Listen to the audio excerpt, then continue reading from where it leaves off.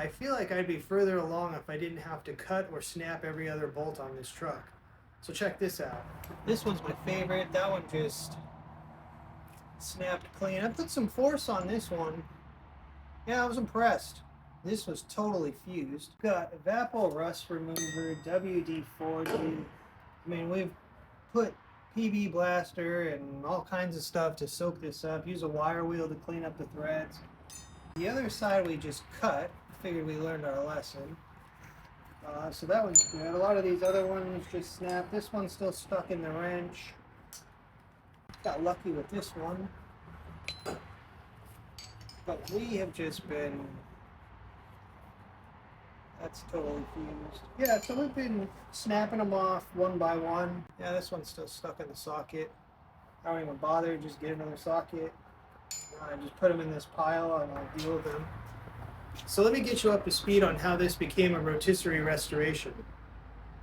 Well, we just bought a rotisserie. I did notice a couple of things on the frame. So all in all, it's not a bad truck, but on the frame there are some issues. We got this rust stacking up here, so we're gonna have to address this. We got a little bit more going on this side over here where we have the support.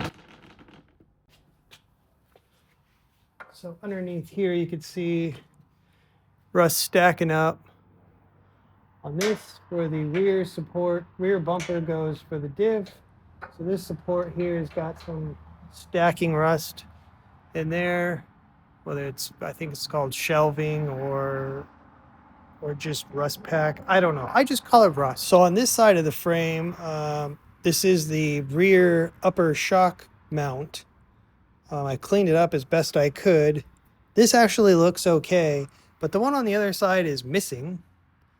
So you can buy the bolt-in, or you can go to the junkyard, drill one out, and then we'll just re-rivet one back in so it's factory. That's the process, at least on this channel. If you do look at it, it's had a little bit of sloppy work on it. We're gonna probably fill that in with some weld and then re-drill it so that it's a true 1/2 inch. I don't want a deformed rivet in there that'll never punch out. So we're gonna make sure that these go in nice and solid. So I did say we were gonna do this truck the right way, and I'm definitely not the spray and pray channel. And I'm not gonna paint over that kind of dysfunction, and I'm not gonna bolt it back together. What we are gonna do is we ordered some 1/2 inch rivets from JC Rivets, whatever. I had to look them up, figure out who I could get rivets from. But we're gonna hot rivet this truck. We're gonna pull the stuff off, pull the brackets off, fix everything, and then we're gonna get some acetylene gas and we're gonna hot rivet this thing back together, doing it the right way. That's the difference between a truck that looks restored and a truck that is restored. That is not the easy way to do it. It'd be way easier to paint over it, send it on down the line. It'd be easier to bolt it, but that's the way that's the way it was built, so that's the way I'm going to do it. I'm actually waiting on, I had to make some tools so we could hot rivet this. I haven't seen a lot of videos on folks doing that on trucks like this, so subscribe because we're doing it the right way. Here's some other rivets that we're going to punch out that need to be marked. And then we got some on this side as well. This side's actually probably the worst side. So all of these got to be punched out.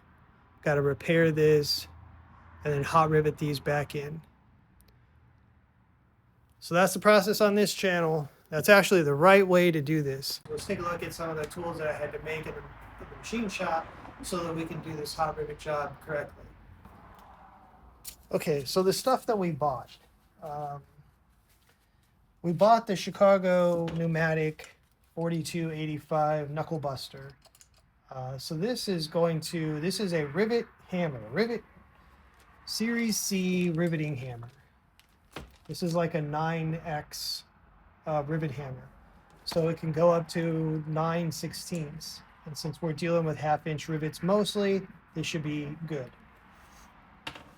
So as I said, the process, you heat the rivet till it's red hot and then drop it in.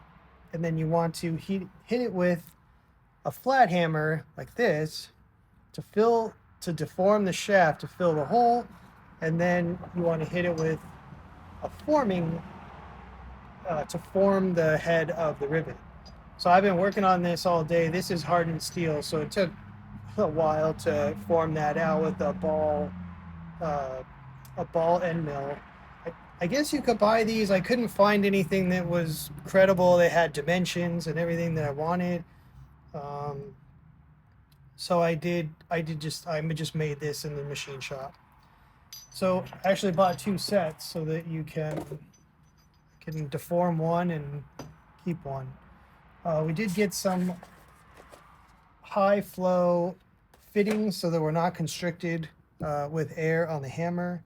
And then this is a buck. This you put the factory rivet head against here to hold it tight while you form the other side with the hammer. So these two go together to create the 2 buttons on the rivet. This is a 13-pound buck. I haven't machined this, but I'll probably do the same thing. It doesn't even have to be this deep. It can be a little bit more shallow so it doesn't slip around.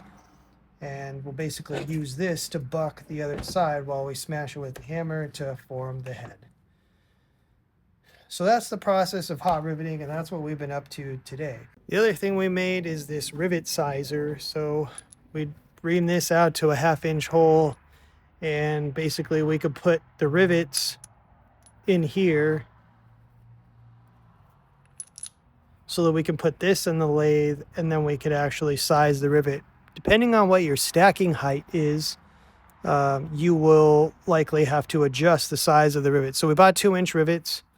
That'll probably be just fine for this, but should we have to part them off in the lathe, I made this tool so that we can size up whatever you want to part off, lock it in, and then part it off in the lathe and get whatever size you want on the rivet.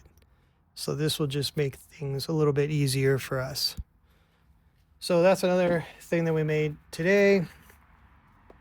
So now we're just waiting on rivets. We can start marking the stuff that we are going to punch out. All right, so we got rivets. We've got 1.5 inch 7/16 rivets and 2-inch 1/2 inch rivets.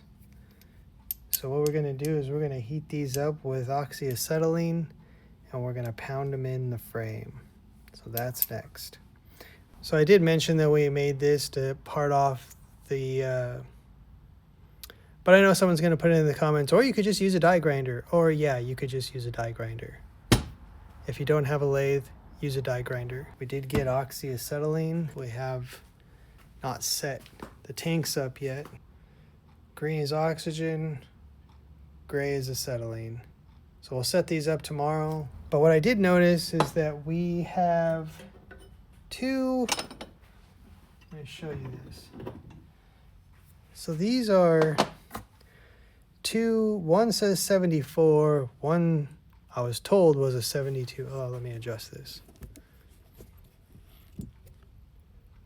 Okay. So for the rear shock mount, let's talk about the rear shock mount, because that's what we're going to hot rivet in.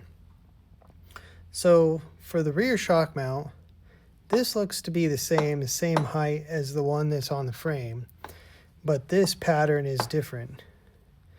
And I was told this was for a 72 4x4. I can assure you that it is not. And even though it's in rough shape, I took a chance on it because that's what I was told. This one I actually pulled off a 74 in a junkyard.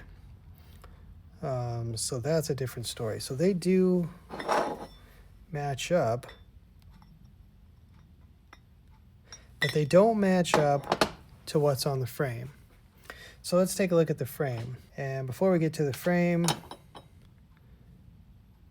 well, let's go to the frame. So what I did make is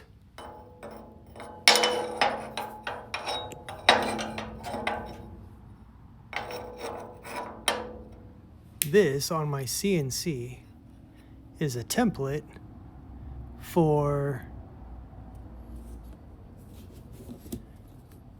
this side that actually has the shock mount to line up those holes.